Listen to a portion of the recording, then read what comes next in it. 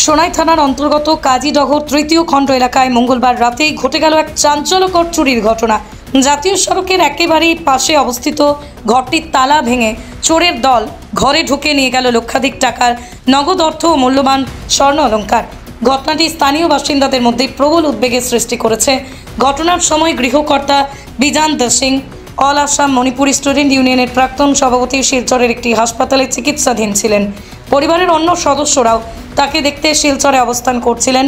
এই সুযোগকে কাজে লাগিয়ে চোরেরা নির্বিঘ্নে চুরি করে পালিয়ে যায়।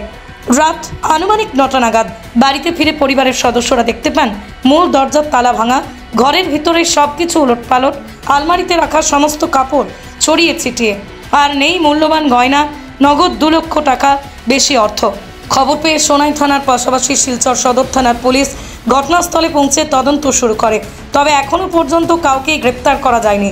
বুধবার সাংবাদিকদের সঙ্গে কথা বলতে গিয়ে বিজান্ত সিং এবং তার আত্মীয় CH নবকুমার সিং এই ঘটনাকে দুঃসাহসিক বলে উল্লেখ করেন।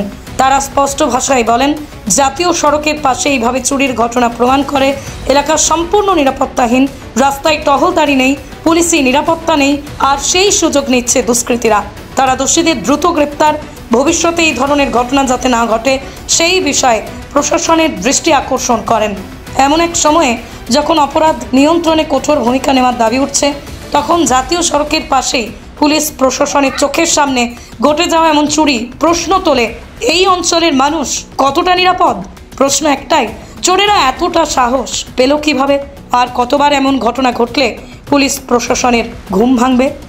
আমার স্টোনের লাগে আমি আসিলাম ইয়েতে হসপিটালে, আমার অপারেশন হয়েছে তোমার সোমবারে রাত্রে।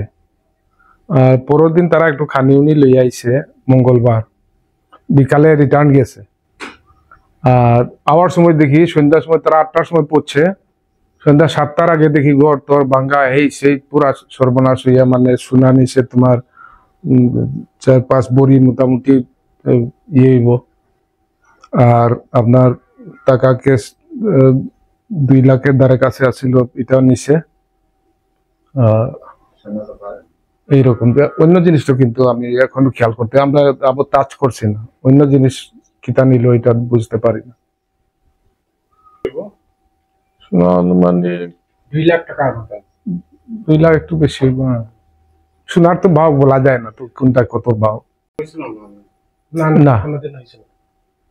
এইটাও পরে আমার কাকা এইসব সব আবার আমার লোকাল আমার আত্মীয় স্বজন এবং ভলান্টিয়ার আপনার সবাই মিলিয়া মানে থানার গেছে। থানা রেফার করার পরে সদর থানা আইছে, তারপর ইয়েও আইছে সদর সুলাইনতরা শিলচর সদর থানা এবং সোনাই থানা যৌথভাবে আইছে, ইনকোয়ারি করে গেছে।